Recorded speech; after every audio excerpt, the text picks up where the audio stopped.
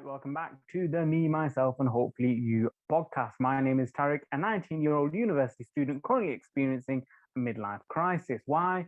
Because I have no idea what I want to do with my life. And so, rather than see a therapist, I decided to start a podcast where I interview guests from an array of backgrounds, from athletes, to authors, business owners, and just people with an interesting story. And hopefully, by learning about them, I can learn a bit more about myself too.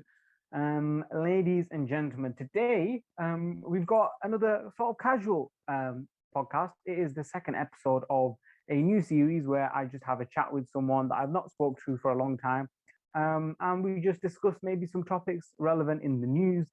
If you follow me on Instagram or on any social medias, you'll know that I've started to do a TikTok series where I sum up the day's news in 60 seconds. Make sure you follow me on TikTok at Real Tariq Ahmed, and the same handle for all other social media platforms. But yeah, that's what I've been doing recently.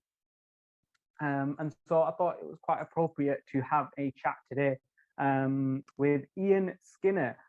We have a chat about his history in real estate and property management and what that's been like, and the sort of opportunities that he's had from it, the advantages of going into real estate and the various different jobs there.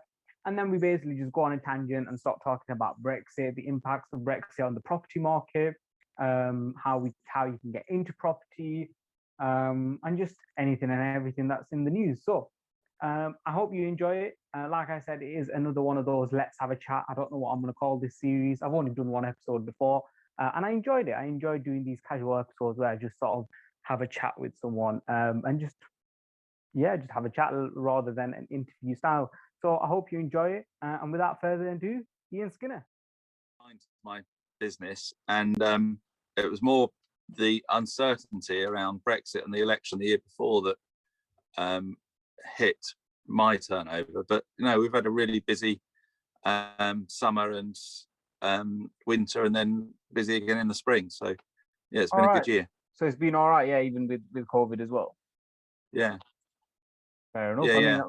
Doing a lot of valuation work. What's that? Sorry. Yeah, no, it's been all right. But a lot of valuation work. It's been all right. And working from home hasn't made any difference as I set up the home office, which is what you can see the roof of in the picture, about 4 years ago. So I've just continued to walk down the garden to the office, which beats a commute. All right. So you've always been working from home then? Well, for the last 4 years anyway. All right. For some reason, Go on. I know. I was just saying. So you've just been going as normal, haven't you, for the last year or so? I guess. Or as normal as you can. Yeah. As normal as can be. It does. I'm sure everyone else finds it as well. But meeting up with either prospective clients or old colleagues, or just generally networking over a coffee.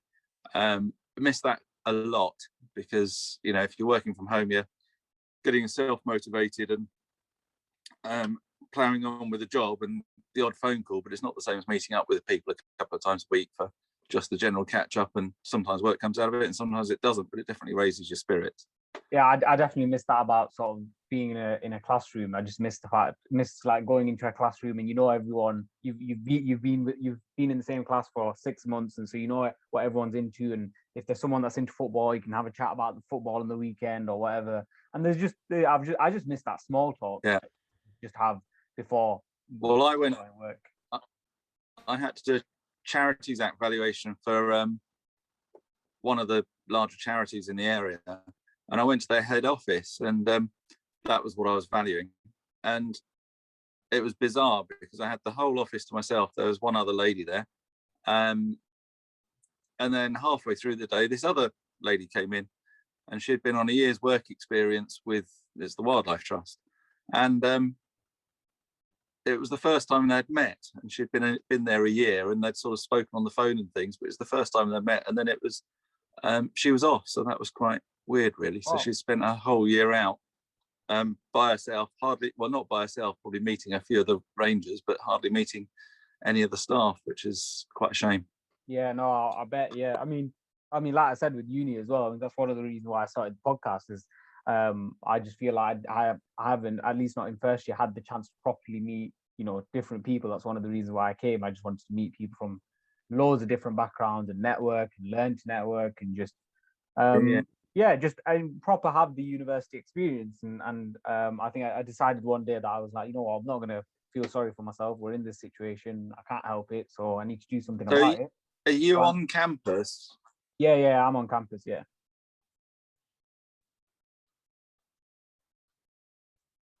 Yeah. So yeah. So yeah, that must be quite bizarre, isn't it? Because presumably the bars up until now have been closed down and not many people about, is it? Oh, there's not. I mean, to be fair, as restrictions are starting to ease a bit more, there are a lot more people coming in. Even though, like, the government announced that I think it's like something like May the 15th that they want to open everything back up. But by then, everyone's exams or whatever are finished anyway. So I think people are just coming for the Yeah, last month or so to have a bit of a uni experience before the summer, and then hopefully next year it gets a bit better. start off again. Yeah. Mm. So how many podcasts have you done so far? Because I sort of see them periodically. Yeah, well, so I upload a podcast a week. I've been doing it pretty much every week since the 14th of December, I think, and then I think I had a 2 week break in between.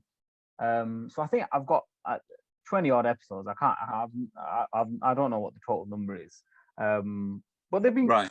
I really enjoy doing them. They're fun to do, and I get to have a chat with someone that I haven't met yet, or someone that I haven't spoken to in a long time. And they usually recommend Yeah. other people, and some of the people that have been willing to come on and has just been, I mean, it's been incredible. Some of the former senior vice president of Wall Street, an ex-Hollywood model and NFL cheerleader, someone that they completed 5 half marathons with a heart condition. Oh wow. Yeah, so like some amazing stories that I wouldn't have heard of if I didn't have the podcast. And yeah, I'm humbled in that company. no, well, I mean, it's one of the reasons why again that I started the podcast is I always feel, and I mentioned this I think in the previous podcast or something like that. I always feel like the big stories always get huge recognition. So, for example, someone that is 50 stones and goes all the way down to 15 stones, they get the big stories. Everyone talks about it. It's like, wow, it's incredible, and they should get it because it's an incredible story. But I want to get the people on that, I've gone from 50 stones to 45 stones. They've changed their world by making little differences. And these are the sort of stories that Yeah. I mean. I think those are the stories that Frozen, Tarek. I'm frozen. I mean, you're still moving, I think. I don't know why. Can you hear me still? Yeah, I can hear you now. You'd frozen completely then. All right. I'm not sure. Is it your end or mine? I've not a clue because you're still moving. Oh, right. I don't know. Sometimes Let me just, is it just Zoom? it might just be Zoom. I'm not. Anyway. Sometimes, yeah. Sometimes I probably, but yeah. So like, I want to hear those sort of stories, the stories that sort of go unnoticed. And some of them are big stories. Some of them other people have heard of. But some of them like no one's heard of. And I don't know. It's a bit of fun as well. So getting someone like yourself, someone that's completely different to other guests that I've had on. I want to hear more about how you feel like COVID, the pandemic, and even Brexit as well, without getting too political, how it's impacted the property industry. I mean, that is something I struggle with, not getting too political. But yeah, like as in just have a conversation about that, and just essentially, it's hopefully someone that wants to get into property can listen and go, oh yeah, that seems interesting. Oh yeah, whatever. And just have a chat about you. Maybe people in your network want to get to know you a bit more.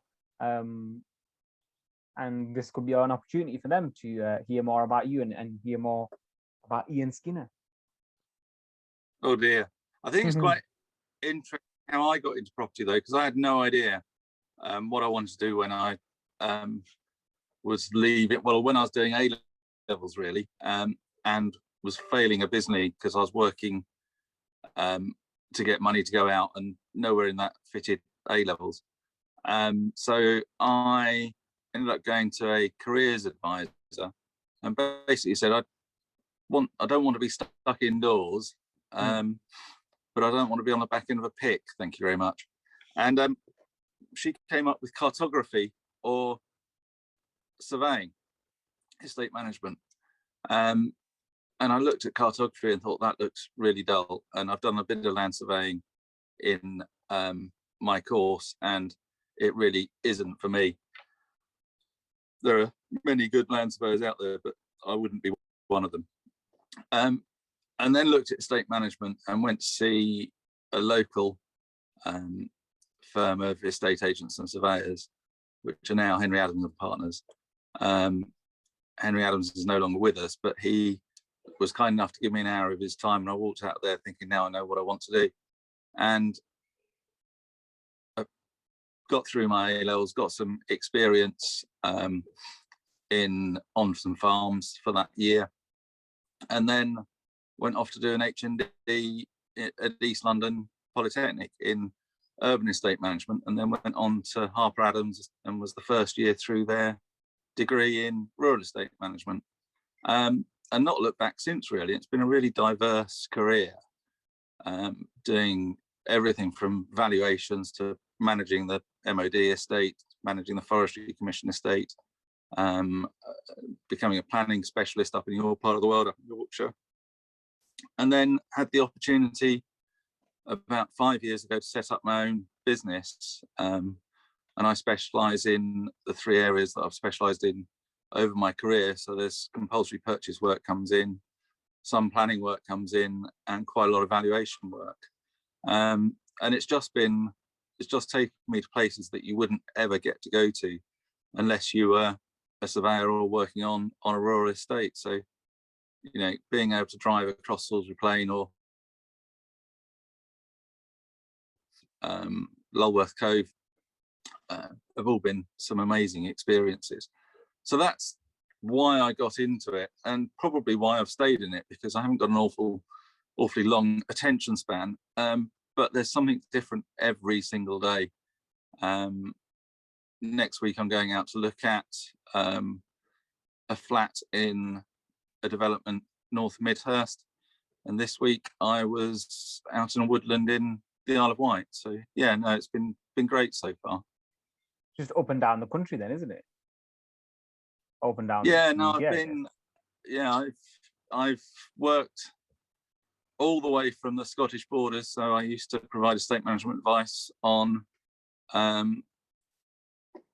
the MOD site at Spade Adam, which is right on the Scottish border, and then all the way down to, how far southwest have I got?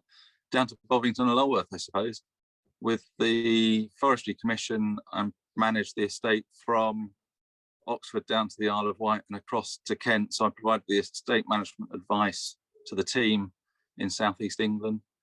And there have been some really, really interesting characters along the way too. What would you say like the best place that you've been to? Oh, work-wise, I always enjoyed working out of London, but coming from the south of England and going up to, because where are you? Are you Sheffield, Tarek? Oh, I'm Lancashire. Lancashire. Oh, sorry, other side of the border. Yeah.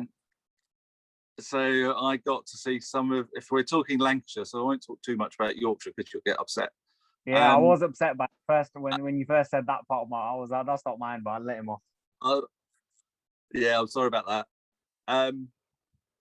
So yeah, I spent a year valuing effectively social housing, but it wasn't formal social housing. There was a charity that owned a lot of, shall we say, around the major cities in the north of England. And I spent a year, it was a year. You cut off there. Spending 2 weeks on the road up there. And Iain, sorry, am I all right now? Yeah, you cut off at the charity owned a lot of.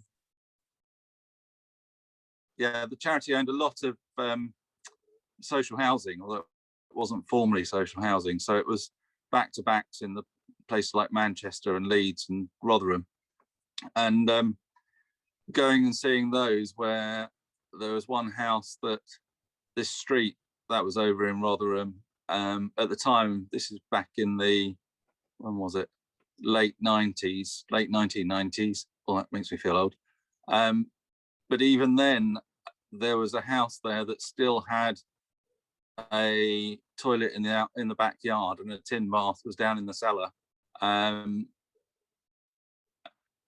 that road, you could buy any house there for £3,000. Now, I'm old, but I'm not that old. And it wasn't, you know, you could buy that on a credit card then. Had all the local facilities, drugs, prostitution, crime, local services. But yeah, no, it was quite an eye-opener, going from there and traveling up and down every week to inspect properties. But a really good training on property defects as well, because you saw some excellent dry rot and some really grim damp. I learned to wear chinos on inspections, because then you pick the fleas off of your chinos as you walk through. I haven't worn chinos but yeah, in no, ages. it was interesting. I forgot about them. If you're doing inspections, they're really useful, because they're light coloured and you can see the muck. But yeah, no, it's funny. So yeah, from doing that to then moving into the MOD, and the question I got asked at the interview for the MOD was, if a jet fighter crashes, what would you do? Which is quite a bizarre question for an interview. And I ended up providing advice to a number of small bases around Dorset and South Wiltshire. So the likes of Bovington Tank Training Area and Lulworth Tank Firing Range, Westmore's Fuel Depot. So yeah, no, that was interesting. Did a lot of pure agricultural rent reviews, some valuation work, some planning work for a new barracks. It was a really good grounding in a number of estate management tasks, I suppose. So have you? So obviously you've said that you've worked in sort of different areas of the country. So have you constantly been moving, as in terms of where you live as well? Or are you driving up to most of these places? No, we've moved about a bit. So originally come from Sussex, lived in Wiltshire for 10 years, which is where I worked. I commuted into London and then worked for the MOD, and then commuted back down this way actually to work for the Forestry Commission at Alice Holt.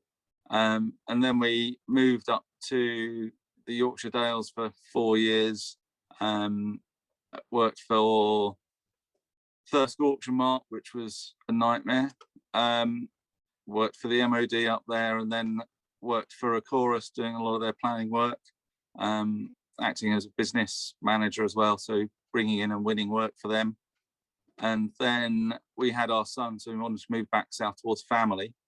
And my old job at the Forestry Commission came up, so I did another stint there. And then when I left the Forestry Commission, I did a couple of years with Surrey County Council, which took us through to about 2016, and I set up Skinner Holden Property Advisors. In order to set up Skinner Holden, I needed to have a part-time job, so I did some contracting with the Environment Agency for about 6 months, until I got to the stage where I was doing 3 days a week for them and 4 days a week for me, and thought, well, if I can fill my time 4 days a week, then actually I can go full-time. So that's when the beginning of 2017, when I went full-time with Skinner Holden Property Advisors, bringing in work through a network of contacts and advertising both in the RICS and across the internet, really. It's interesting how things have changed, because I've tried print advertising a couple of times and nothing's come of it. But good old Google and RICS and old-fashioned networking and meeting people and delivering a good service and getting that service coming back. Why would you say? Why do you think it's not never really worked? Well, the print advertising. Yeah. I don't know really. I think times have changed. So, you know, people think that maybe older people are less using the internet less and reading papers, but I just don't think that's the case. I think virtually everyone is on the internet, and if you want to find a surveyor in Midhurst or in Sussex, or a specialist in valuations, then you go straight to Google or one of the other search engines, don't you? Well, yeah, exactly. So I do, put everything on there. you know, I use LinkedIn, as you've probably seen, fairly often, and try to keep that as a professional generally estates related articles that I'll post on there, or comments, or what I've been doing, keeping it related to professional work, with a large network on there. And I've had some really good instructions come from there. In fact, some of my best clients have come from LinkedIn, or often a mix of LinkedIn and knowing them before. So it just keeps them reminded that I'm about. And then the direct approaches from solicitors have often come from the RICS website. So yeah, no, it's been good so far. I'm either too busy with work, or I'm either too busy and worrying about getting the work done, or worrying about getting the work in. But it seems to get there in the end. It's a bit like the theatre; it'll be all right on the night. Well, why do you mentioned earlier about how you don't feel like COVID has sort of had an impact on your work? Obviously, I understand. You've been working from home for 4 years, so you're used to that. Yeah. But in terms of sort of like going and seeing properties, did it not hinder any something like that? Only for residential properties. So it's actually been easier with some of the commercial properties because they've been empty. And then with residential, I offer, and I do make sure I've got a mask on, make sure my hands there's some sanitizer in the car, so they're always sanitized. I have used gloves a couple of times, but I think actually it's better to sanitize hands when you go in and come out. And just keep the distance from people. I did have one client who insisted on following me around, which was sort of a bit frustrating. But yeah, so long as people don't mind me there and they stay out of my way and I try and stay away from them, it's been okay so far. I think I've done one probate valuation for COVID, and that was several weeks after the person had sadly died. So that was perfectly safe too.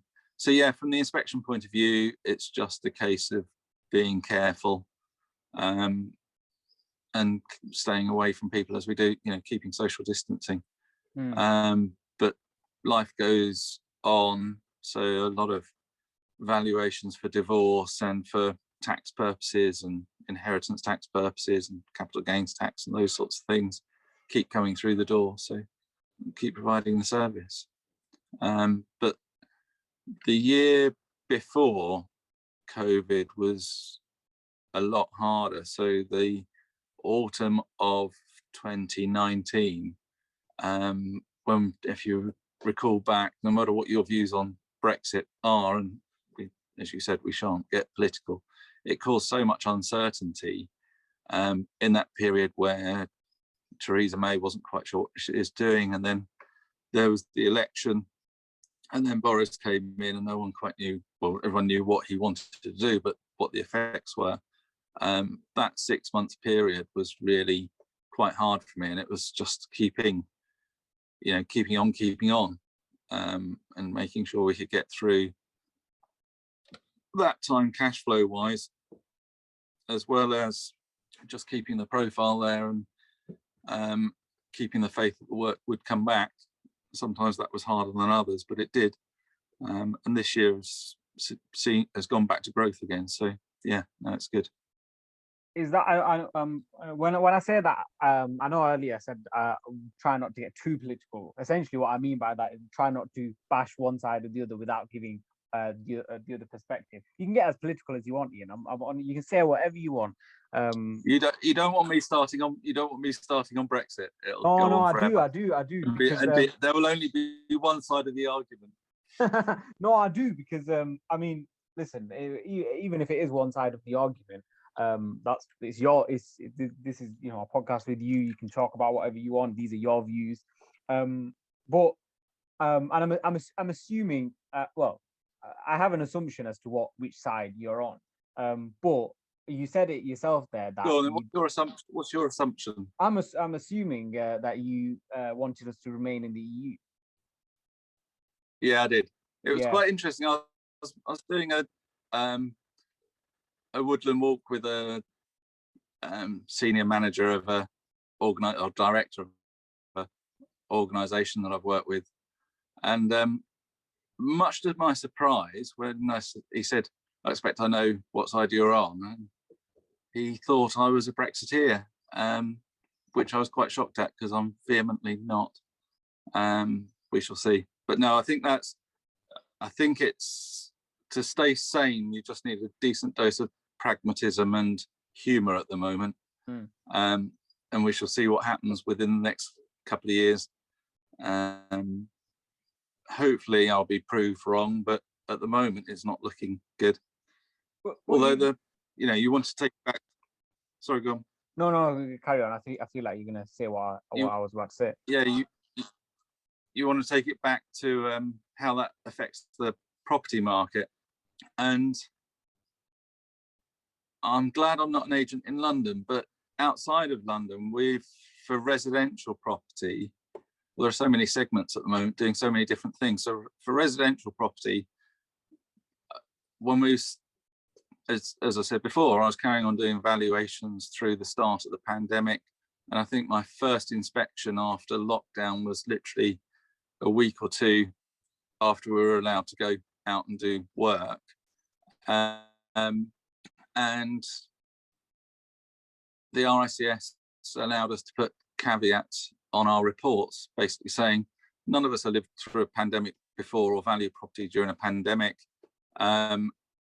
This is what we believe, but the comparable evidence is really hard to find at the moment, so we reserve the right to review. And at the time, I'd looked at all the comparables, did the valuation as normally did, and then just thought about what might be happening at that point, because remember, all the estate agents were closed at the time.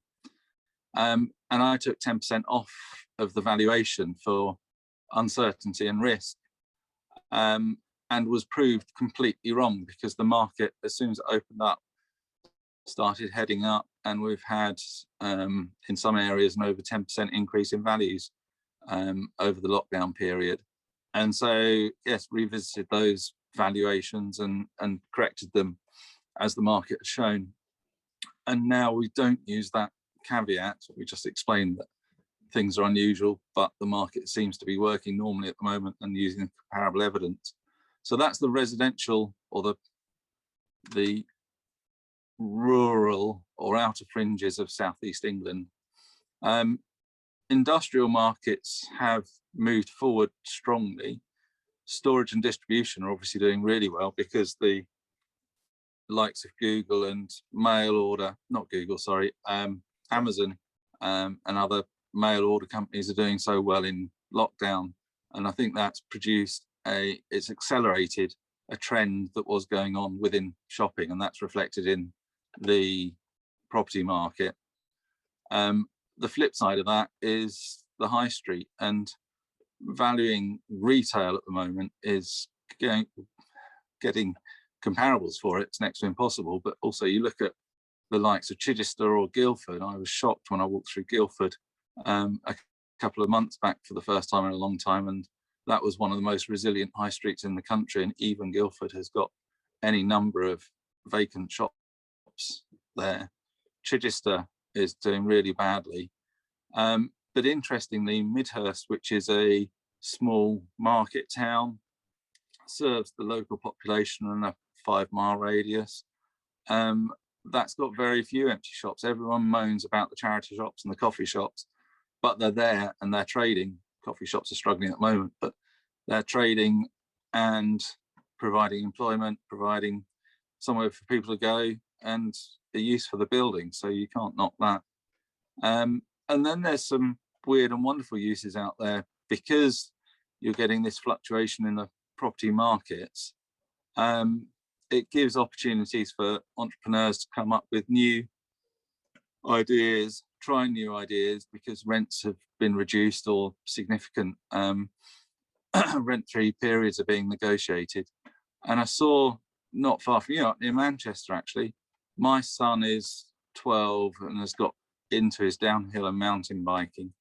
And there's an indoor, well, it's not a pump track, it's an indoor mountain bike track jump circuit up near Manchester. Oh, I can't remember what it's called now. But that's just showing that, you know, people are seeing these big empty units and just wondering what to do. So it's what happens to the high street. The easy answer will be some flats, but then people aren't looking to be living in flats in the city at the moment, because like you, staring at four walls is really quite difficult, and they prefer a garden. So all going to flats probably isn't the answer. So there will be some opportunities going forward for people trying to create new businesses. Sorry, Well, I've stopped again. no, what was that? Sorry. I say I've stopped again. That's the end of my flow on that. No, that's fine. I've stopped again. That's the end of my flow on that one. No, it's fine. Because there's a lot there. I think the first thing I sort of want to say is I understand, obviously, with the high street, it's not looking good, and it hasn't looked good for a long time now. Even before the pandemic, before Brexit, we were seeing this trend, and you know, with the rise of Amazon and the online retailers and what have you, it was looking like it was in a decline. But everything else you were saying, it seems like a bit of a positive here. You're seeing these big sort of commercial properties being used. You're seeing, you said it yourself, that the market's slowly going back to normal, and so you can't use the caveat anymore. And it seems like, and I don't know what you think, it seems like Brexit isn't having the negative impact that everyone's saying it. Because if we're doing this well in a pandemic as well, economically, I understand obviously with when it comes to deaths, etc., we're not. But economically, it seems like we're doing a lot better than a Remainer would have been saying a few years ago. Because by this time, I thought it was going to be the end of the world. I thought 6 months, the way the Remainers were talking about it, 6 months after we'd leave, it was going to be the end of the world. And I'm still yet to see the end of the world. And hopefully I never do. I don't think it'll be the end of the world, but I think there will be a shock at some stage. I mean, you know, who'd have thought last year that we would be threatening to send warships to Jersey to protect them from the French fishermen? The pandemic has just, because none of us have lived through anything since 1919, so none of our generation, none of our even grandparents' generation would remember the pandemic of 1919, and we didn't have the type of economy that we've got now. None of us can really predict how it's going to impact in the short and medium term, and I think it will hide, is that the right word? Cause a lot more noise, if you like, around the economy, so that we won't be able to pinpoint as to whether that issue is because of Brexit or it's because of the pandemic or other issues. So Brexit will be having a significant effect. I think even the most positive of economists say there's going to be a lull. And that's the bit that concerns me, because with both Brexit and the pandemic, property prices are going up, but how long that will last, we will see. If the number of jobs that people are saying are being lost are actually being lost, it won't be that long before that's reflected in the property market, and forced sales start to come through, and then you end up with a late 80s and late 90s property depression again. So we'll see what happens. Yeah, it's really tough to call at the moment, but property at the moment is doing really well. Even London has flattened out rather than dropping precipitously. But it's much easier to be selling a house in the country down here than it is a flat in Hammersmith or somewhere.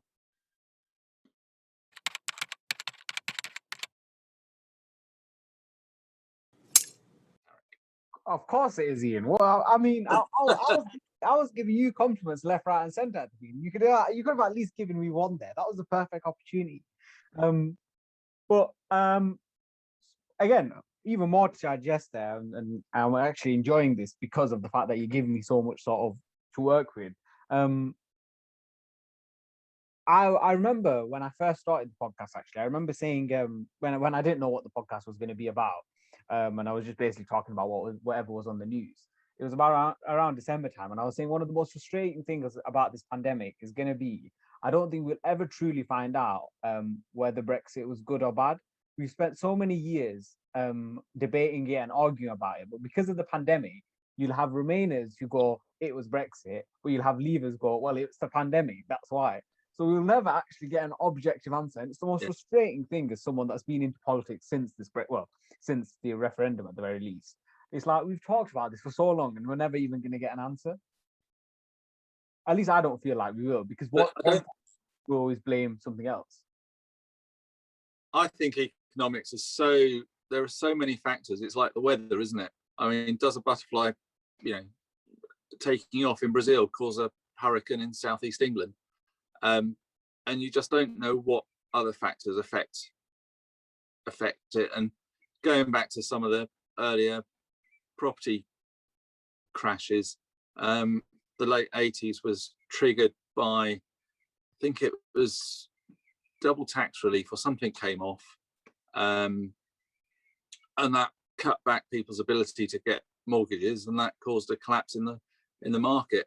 The one for obviously the late 2000s was the banking crisis, but then that had been caused by deregulation of the bank, so say, and all of these big economic issues are usually caused by a number of factors happening at a similar time. And it's also interesting that our government, or any government, it doesn't matter what color they are, they they try to claim that they've caused the great economy over X number of years, or the previous guys caused the bust. But actually, those are economic cycles are very similar around the world and quite linked. So how much, a change in interest rates or a change in taxation regime, because all of our governments tweak now, rather than, we haven't got a Clement Attlee government or a Margaret Thatcher government that are really right-wing causing huge changes. So they're all doing minor changes. Even Corbyn wasn't looking at doing huge changes, no matter what your thoughts are on him. And Boris now, he's not doing huge changes.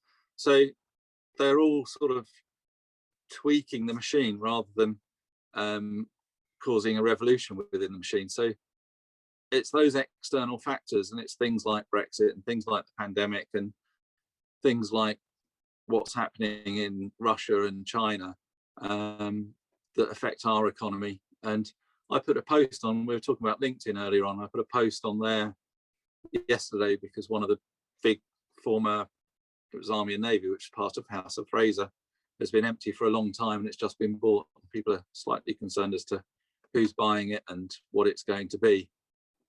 And one person put on there that they were concerned that why are all the foreigners buying our property? And the reason lots of foreigners are buying our property is because Britain is one of the safest places to invest, because we have got a stable government and stable land structures, and our property has been shown that it gives a good return over the long period. So probably we should be flattered that foreigners want to invest here. They raise the money laundering issues, and that's a completely different issue, and one that government, and I mean, even my little firm here, I have to do money laundering checks on clients to make sure they're not laundering money even for my fees. So I have to check with see a copy of their passport and ID. So yeah, I don't know, and I don't think anyone else does. And I always find economists, you can find economists with opposing views, and it's a bit like witchcraft, really. It is. It's always interesting to see. And this hopefully the last bit on sort of Brexit.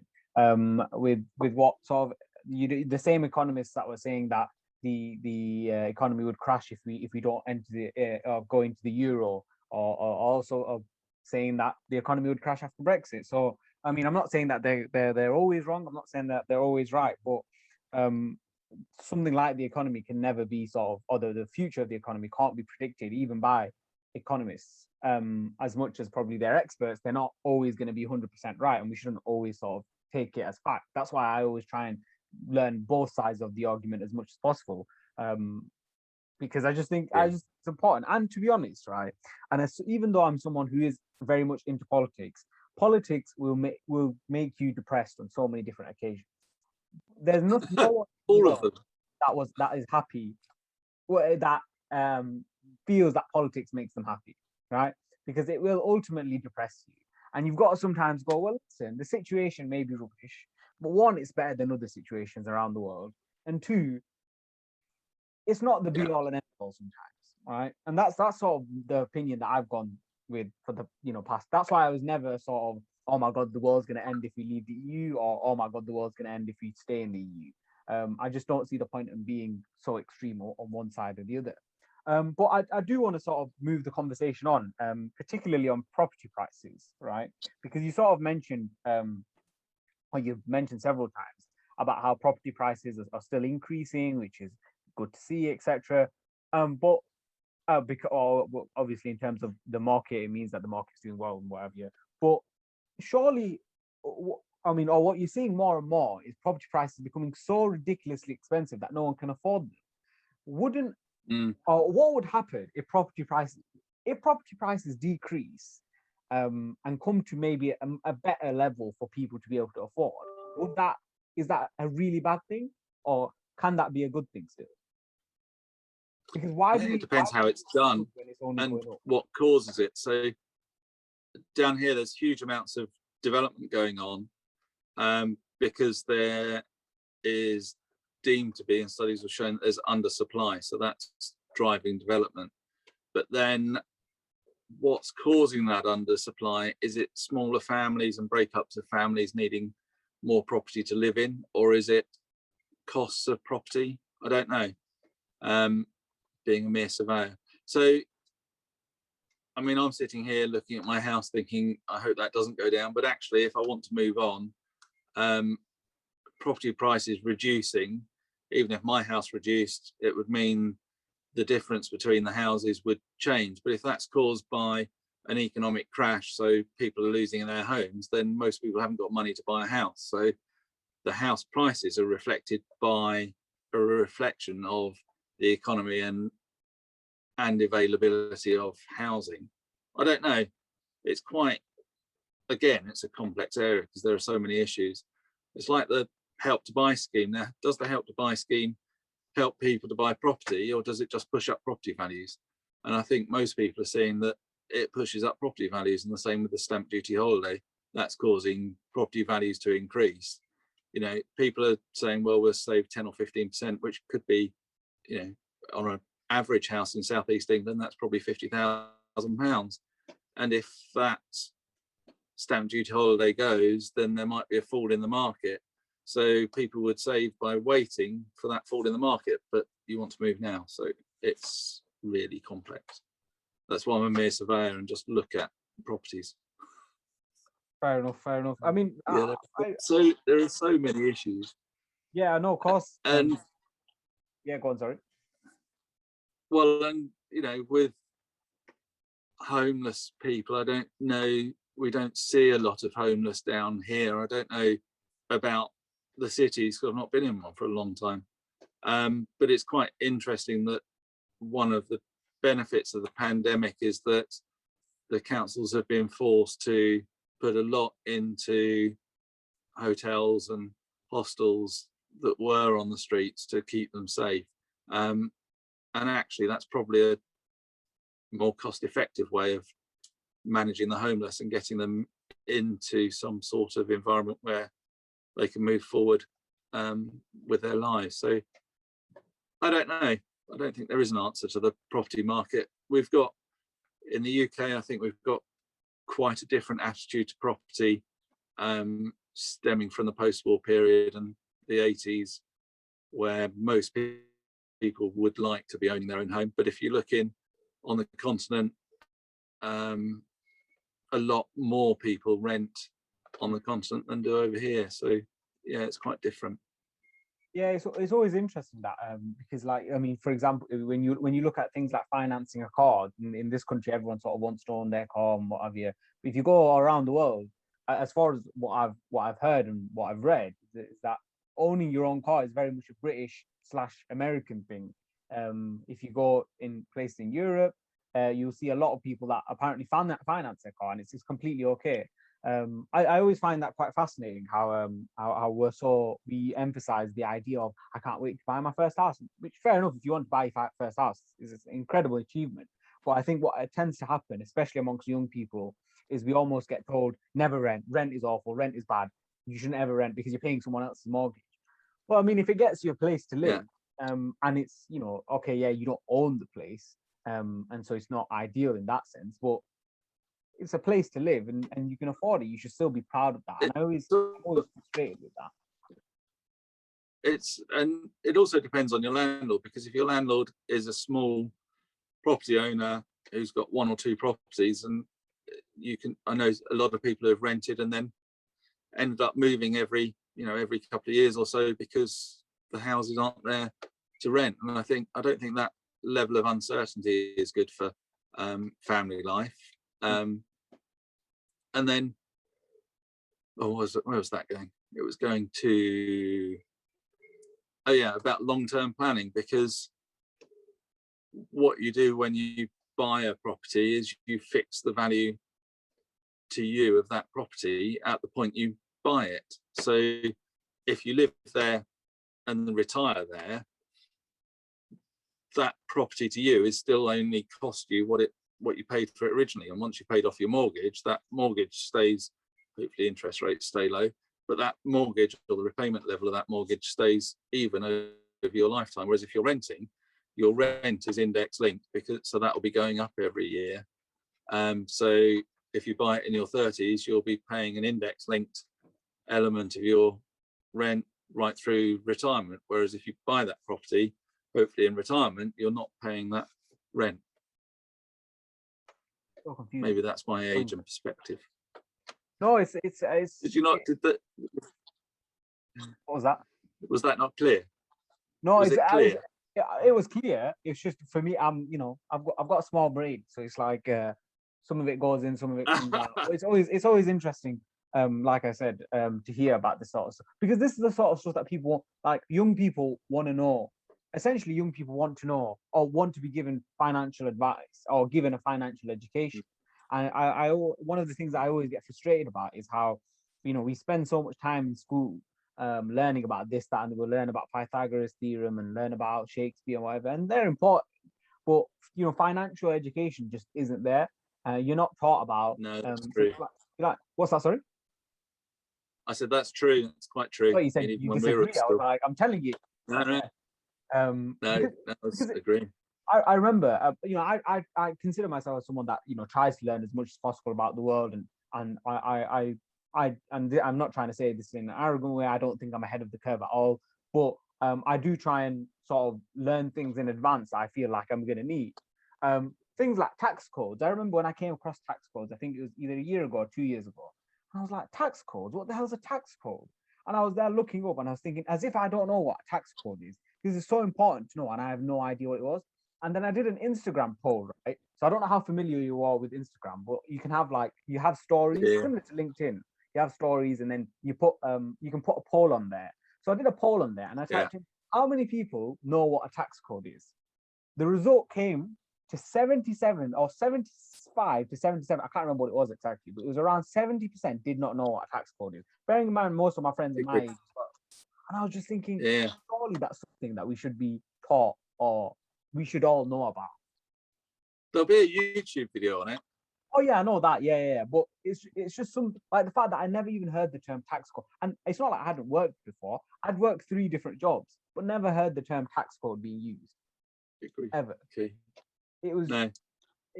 just things like that, and even things like it's interesting that we were talking about this topic now, because the person that I'm getting on the podcast in about 30 minutes, she has a blog called Grown Ups Club, I think that's what it's called. And what she essentially does is she talks about different sort of topics, different things that you should probably know as you become an adult, or different things about investing and how you can start investing, or about finance and things that you didn't learn in school.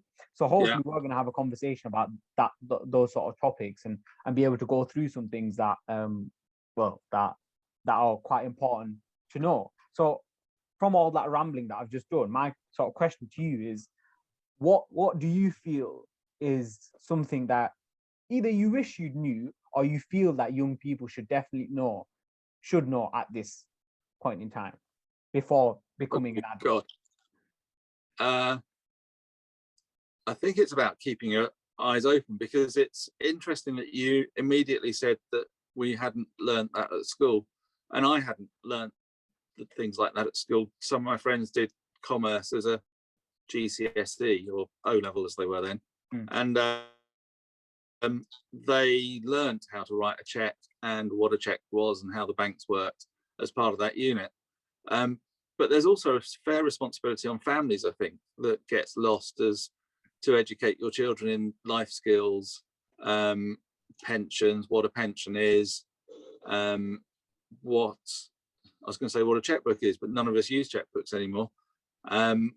Maybe, I mean, now it's me probably looking to the kids to say, how do I get my Apple Pay to work? And you know, everything is moving so quickly now. Even I'm doing online banking, which is a major miracle. But yeah, I suppose it's about parents providing some of that background life education and knowledge. And the school curriculum is so jam-packed now with a load of detail. Go on, say what you want to say. Well, it's, you know, when your 8-year-old comes back, and I can't remember because I didn't do grammar, but it was something like a split adjunctive or some such nonsense. And you think, do you really? I want him to be able to read Jack and Jill or whatever. Not this is a split adjunctive, and that's too much. Yeah, quite. Go into your office and start criticizing some of the papers you're writing. Be like, Dad, you're putting in the wrong. Oh no, he does that. He likes the pictures. But yeah, no. So I think there's a balance as to where that education comes from. And I know my son sits down and watches, you know, other people playing video games. What's that all about? See, you don't understand, Ian. I do that as well. No, that was our generation. That was like that started off probably when I was younger. As in, I say younger as if I'm 50, right? That started off when I was like, I would say that started to come into play about 7-8 years ago, proper big time. But you say that, Ian, right? And it's always interesting to speak to people that find it just weird. Why would you watch someone else play these games? These people that play these games are ridiculously successful. Are you aware? Yeah. No, there's a huge games thing in California or whatever, isn't it, with big prizes and all the rest of it. But I mean, I avoid playing video games because I know I just get addicted, and I'll be up all night playing something or other. When we first got a 286 computer at home, there was, I can't remember, silly games, worms and penguins and things, and then it got into Civilization 1, and I could play that till 4 a.m. So I just don't have any game stations in the house because I would just be on it all the time. We need to get you a PlayStation. We need to get you GTA. No. Play a bit of GTA. Have you ever heard of GTA? Yeah. Yeah, we need to get you that. No, because I would get no work done, particularly working for myself. I'd be. You know what? I reckon that's well on YouTube. I would be on the PlayStation till 4 or 5 in the morning and then asleep. That would do. So yeah, that's why I don't have that. But then to watch someone else playing Minecraft is just bizarre. So anyway, maybe if you watched a branded bank, Barclays Bank's, this is what a checkbook YouTube video is. I'm sure there's one on there somewhere. Oh yeah, rather than watching the Minecraft video, then that's probably where that education should and would come from. well, that's the thing. It's like you're seeing this more and more people sort of learning more off YouTube. There's so many YouTube tutorials for everything. I know, it's amazing. There's no point going spending, you know, it's the argument for some people that do certain courses at university. They just go, well, you could have just learned all that on YouTube, and it's true. It's all out there. You know, so much information is out there that you can, you know, get into a very good job just based on the skills you learn off YouTube. Even I've learned stuff. But it's a bit like learning from the bloke down the pub, isn't it? That's the difference between going to university. You know, your lecturers have qualified, studied, whereas unless you know that particular YouTuber's got a background in whatever, you just well go down the pub, have a conversation, and be a brain surgeon. Oh but that we're being very specific there. Obviously, if you want to be a doctor, you can't just learn it off YouTube. But I'm talking, you know, a certain, not even a certain jobs, but just being able to develop certain skills in certain areas. You can, it'll just help you go into something else. Like you're seeing this a huge sort of what's the word, demand for anything to do with video. So video editors, videographers, anything to do with videos. Someone wants them. If you know, I follow a lot of YouTubers, you know, Instagram people, etc. They all want these. Every day there'll be someone that wants an editor. They want someone that can edit their videos or do something else for them, something to do with video. If you know those skills, which you can learn all of them off YouTube, other YouTube videos. You can save a load of money and you can live a great. You work from your laptop, go abroad and whatever, and work there, and it's just you're living the life. I find it fascinating how education is. I think we're on. I mean, education has changed so much anyway, but I think we're on the verge, especially after the pandemic. I think when people sort of go, and this isn't to diss university, but people sort of go, you know, I can do this instead. They start valuing experience more than they value sitting down in a lecture theatre, and I think employers are going to start valuing that more as well. I think it's horses for courses, isn't it? And if you know, that might be the best way to get into that industry, but actually if you want a wider set of choices, you can do both. So get your education, your formal education, and do a YouTube course on video editing or whatever. And I think, you know, as you said, the university is a completely different experience. You're leaving home for the first time, you're meeting a whole group of new people from different backgrounds, because most of us are brought up in you know, our families are very similar. You've gone to a similar school, you're in a similar area, whereas you go off to Reading, or I went off to East London and then to Harper, and you meet people from all over the country, and those friendships last a lifetime. And I think that's something that people will miss. And even with student grant, you know, the student loan system and lack of grants over the last 20 or 30 years, with more and more people studying locally and staying at home, I think those people are missing out an awful lot of broadening their horizons, really. Well, so, that's why, you know, why I came to down from, you've come all the way down from Lancashire to some civilization, and you must be seeing all sorts. some civilization. Well, I mean, it's all right. It's nice. It's decent. Yeah. I think I prefer less people. No, I'm joking. The more people, the better. Although Lancashire Lancashire will always be home, and the thing with the further up north you go, and you know what, I want to ask you this because I want to know how. I mean, as someone who is a southerner, so in the north we sort of believe that we're a lot nicer than people in the south, right? In terms of like the interaction you have like on the streets or whatever, or in a shop, you can have more of a conversation, a bit more of a wholesome conversation. As someone that's traveled up and down the country several times, is that true? Or is that just sort of northerners being like, just being a bit arrogant? Yeah, I always say my son perfect in every way, but he was born in Yorkshire. Well, that's because he was born in Yorkshire, not Lancashire. So what can you do? Yeah. But I don't believe that's true at all. I think we've seen equal levels of, I mean, I've sat in a pub where someone's moaned about bloody southerners when it was our village pub up there. I think, I mean, we were in a very rural area, and it's known for being quite a closed area. So, but I wouldn't, if someone walked into the pub that I was in that wasn't from the area, I wouldn't immediately moan, oh, there's these bloody Northerners come down, because I think we're much, not more of a homogenous, but I think we're more used to different people. I don't know what it is. Maybe it's just we stuck out because of our accents down there. Don't know, but I don't think it's any less friendly down here. I mean, you've got London, and I love London and have worked there and lived there. And London's quite different to the rest of the southeast. But no, if you walked into the pub in the village or any of the other villages about, you can usually strike up a conversation with someone. See, that's what I've found as well. When I've been here, every time I talk to someone, it's just like a normal conversation in the north. I haven't noticed something where I've gone, oh yeah, people definitely are like this down here compared to up north. It always feels the same. That's why I always found the whole belief. But then you did mention there that London is completely different. Maybe that's why. Maybe sort of people assume because of how different London is, the rest of the south is like that as well. And I don't think it's all of London, but a large element of London, when you go for a drink, it's either a working environment, but I think if you get out to effectively the London villages, where people are living and working, I think it's as easy to get into conversations there with people as it is anywhere else.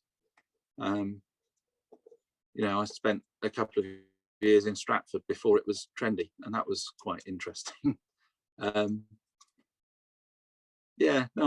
lived all over and not really noticed huge amounts of difference. There's differences in culture and differences in people's understanding of different people, but I don't think people are necessarily friendlier up north or less friendly in the south, or vice versa. I think London's got a much bigger mix of people and a more transient population, which is probably more telling than anything to do with culture. Interesting. Don't know. How have you felt coming down to Reading? Just normal. That's what I was saying. I see. Obviously, again, because of COVID, I've not been able to meet as many people. But I just as normal as it is in the north where I'm from, and I'm from quite a village / town little area in Lancashire. So like everyone pretty much knows each other there, and so it's like, but when I've come here, it's pretty much the same. It's just bigger, and there's more supermarkets here, I guess, in this town than there is. We've just got the one in Haslingden. No, in Lancashire. In Lancashire, there's loads, but in Haslingden, the town that I'm from, there's one big Tesco, and that's it. Whilst here, there's loads. But that's mainly the only difference in terms of people. I feel like anywhere, some people will be nice and want to have a chat with you, and other people just want to go about their day, which is exactly. No, I haven't seen any difference. It's quite interesting, isn't it, moving from a relatively small town or rural area into a city. I went from Sussex into East London, just next to West Ham Tube, which was quite an education. Thoroughly enjoyed it. Spent many a night on the Central Line going off to the West End. Lord knows how we afforded it. And then going up to Harper Adams, and it was like going into a public school. It was quite bizarre. On the first day, I met up with an Irish guy who'd literally landed off the boat the night before, driven all night, and got to Harper. We walked into the front door, didn't know anyone else. We were a bit early, and saw this canteen / coffee room. Went in there and thought, oh great, free coffee, that's really nice, and sat down, and then realised we were in the staff common room. Well, at East London there wasn't a staff common room. You all just mucked in. So it's quite the coffee. But that university has changed, as have all the others. So when I was there was, you're a mega university at Reading now. I hate to think how many students, but at Harper Adams there were 600 or 800 when I was there, and now there's 3,500. Wow. So yeah, that's been a sixfold growth over that period. But Reading has also changed immeasurably, but that's always been a campus university, isn't it? So it's always been slightly out from the town. Did you know Reading started as the agricultural college for Oxford University? No, I didn't know that. Yeah, that was how it originally started, I think. And then it was an amalgam of several local colleges. Oh, whoa, I didn't know that at all. That's quite interesting. Didn't know anything That's why. actually. I mean, maybe that's why there's, because there's, you know what I really liked about Reading in particular, and one of the reasons why I came was because I didn't want to make a huge jump from Haslingden to somewhere in London, because I knew Yeah, I would just be awful straight away. It would just be too big of a difference. And the thing with Reading is, I've always said the best thing about Reading is it's like a perfect mix of, you know, a busy city, but then a quiet town. It's like right in the yeah, middle. You've got everything you need. You've got, you know, the shopping center, supermarkets, whatever you want is there. The food places, which is very important to me. Um, Everything is there. But then you've also got the really nice greenery, loads of places to walk to, and you know, it's just a nice place to look at when it's a nice sunny day. Even the campus itself, it's a nice campus. I'm essentially doing advertisements for University of Reading. So if someone at University of Reading is watching, I need the money. I'm a student as well, so hit me up. But yeah, that's why I came, and I can't wait for the next 2 years because, you know, I know that I like the university. I know my course is pretty good. It's just about COVID, hopefully doing one. So what sort of things are you studying in your course? Is it current politics, or are you looking at the history of politics, or? So right now it's a joint honors. So on the history side, it's the most my recent assignment was we had to create our own question. Essentially, it was a 3,000 word assignment, and we could do it on whatever we wanted. And I did it on the Cold War. I prefer recent history over sort of Middle Ages history or medieval history. Sorry. Yeah, So I did it on the Cold War because that's basically pretty much the most recent you can get. And I did it on the different causes of the Cold War, on whether the Soviet Union should be entirely to blame. And sort of the conclusion that I came was that the consensus is slowly and slowly becoming, that it was actually America that are more to blame than the Soviet Union, and that the trust between people, or the trust between people and American governments is becoming less and less over time, because yeah, as we get further and further away from World War II, where America were essentially the saviors, as we get further and further away from that, we're no longer seeing America as saviors, and we are actually seeing them, at least the American administrations that are coming in and going out, we're starting to see them as very untrustworthy, and some of the things that they're doing, especially in the Middle East, seems a bit dodgy. And then we're using that to then criticize what previous American administrations have done, such as the Cold War.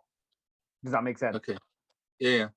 But what about politics? The politics. With the political side, it's because it's first year. It's mainly sort of like a sort of introduction phase. So this whole year has basically been looking at different sort of concepts and ideas in politics. So, for example, Okay. one of my favorite ones was about social justice and equality, and whether we truly care about something like equality, and whether it's actually possible, or whether we just sort of pretend to care about it because we think it's sort of a good idea to have.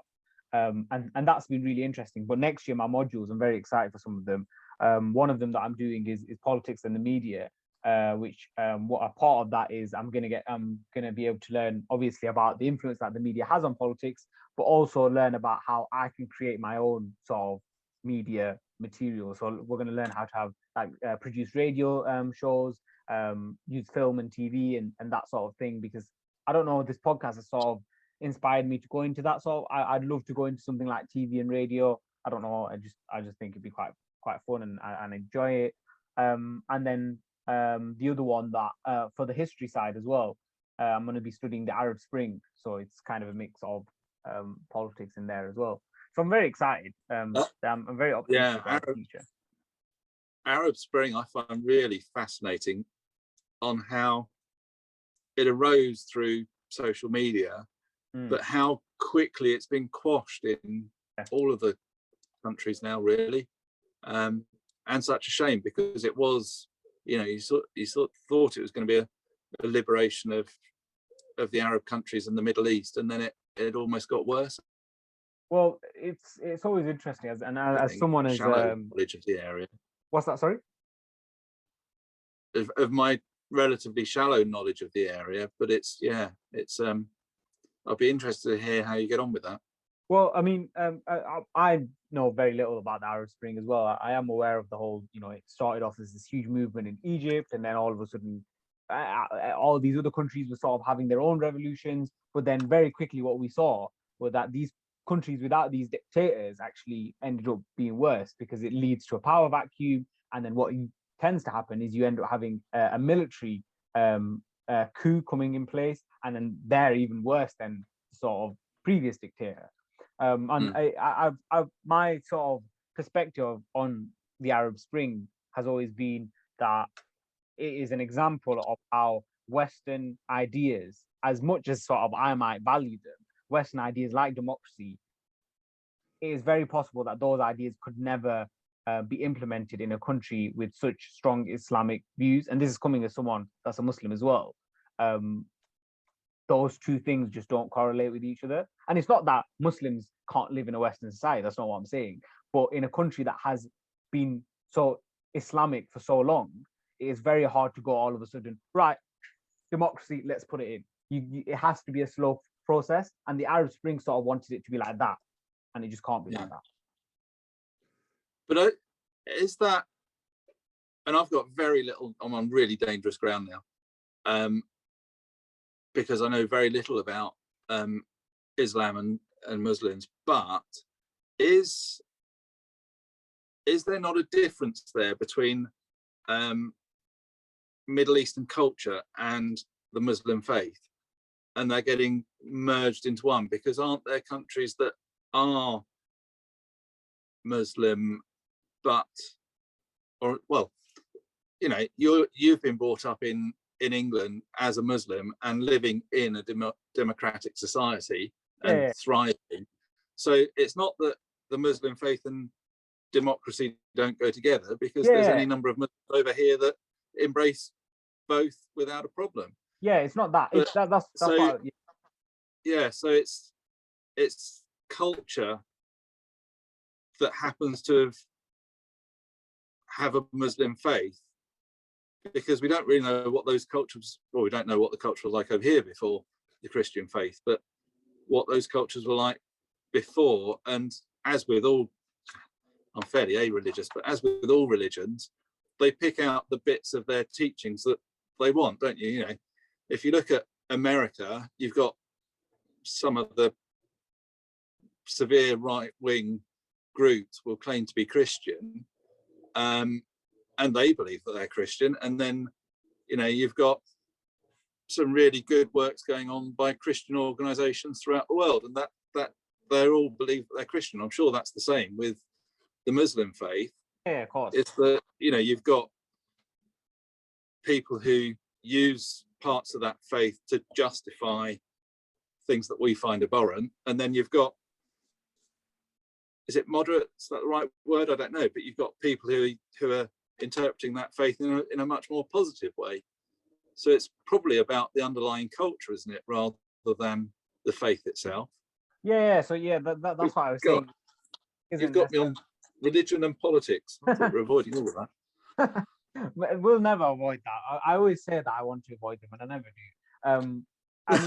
That's why I was saying that it's not necessarily that Islam or Muslims can't live in a Western society or value Western values. A society with Western values. It's that these countries have adopted, like you said, certain values within Islam, and because they've been there for so long, to then have something like the Arab Spring, which was like a sort of quick turnover, or an attempted quick turnover of power and the way people wanted to live, it just wasn't. When I look back, and hindsight is a wonderful thing. When you look back at it now, it was actually never going to be successful. It was too quick of a turnover. It has to be over long periods of time, and that's why it was last year I did a EPQ, which is like an extended project you do whilst you're at sixth form or college. It's worth half an A level, and you pick your own question. My question was about the Crown Prince of Saudi Arabia, and whether he's a true reformer looking to implement Western values in the country. And What, rather than kidnapping his daughter? Rather than kidnapping his daughter. I mean, isn't that Saudi, or is that, no, that might be UAE, actually. That's the UAE one. Yeah. Are you making generalized statements there, you?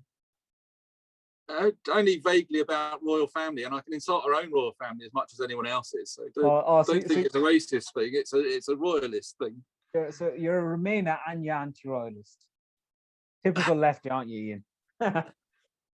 Oh no, but I like Thatcher. Yeah.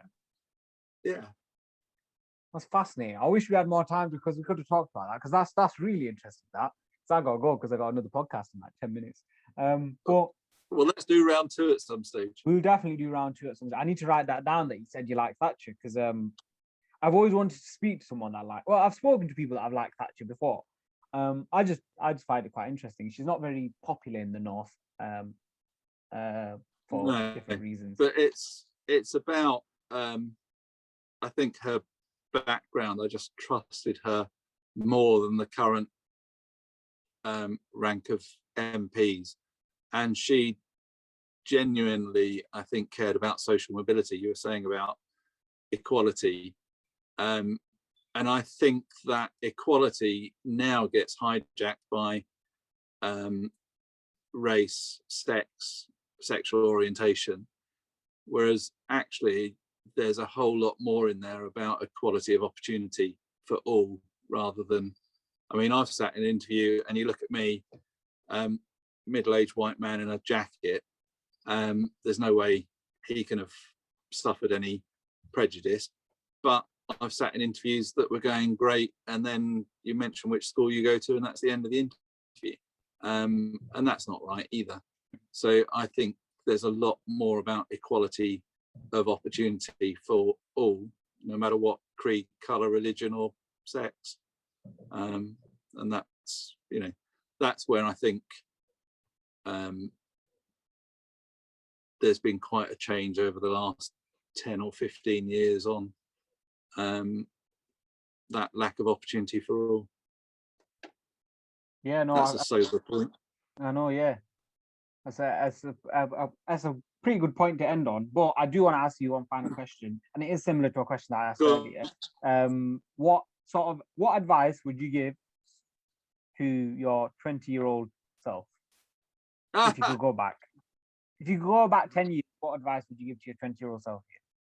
If I go back 10 years, what advice would I give my 20-year-old self? I think I was doing right at 20. I had found the direction and was working towards it. So I was quite happy with that. I think the advice I'd give to my 17-year-old self would be to buckle down and get on my A-levels. Fair enough. You hear it here first. Do your exams, kids. Do your exams. That's what Iain Skinner says. Anyway, Iain, it's been a real pleasure. I've really enjoyed it. And you, Tarek, it's good to see you're doing well. Yeah, I mean, you too. I'm glad to hear that the COVID hasn't sort of had a huge impact on what you've been doing and on your business as well. But yeah, no, it's been real good to catch up. I think it's been like 2 years or so. But it feels like it's not been at the same time. Just the way we've had the chat over the last hour or so. Which is always great to see. But yeah, it was really nice chatting to you, Iain. And I do appreciate the time. Hopefully this will be up over the next month or so. But I'll let you know, and I'll obviously tag you on LinkedIn. And if you can share it on your socials, that would be great as well. Thank you very much, Iain. Have a great day and enjoy the rest of your week. Thank you, Tarek. Speak soon.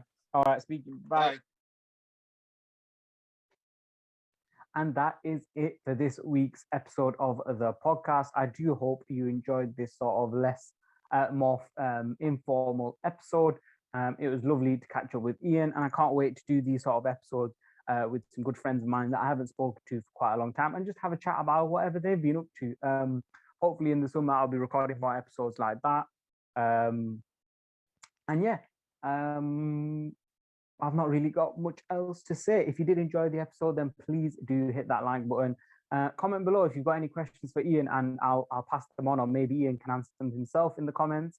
and share it. Maybe you know someone that's interested in property or wants to go into real estate and property management or something similar to what Iain wants to do. I'll leave Iain's LinkedIn below so you can ask him any questions directly if you want. And yeah, thank you so much for watching. Have a great week. Until next time.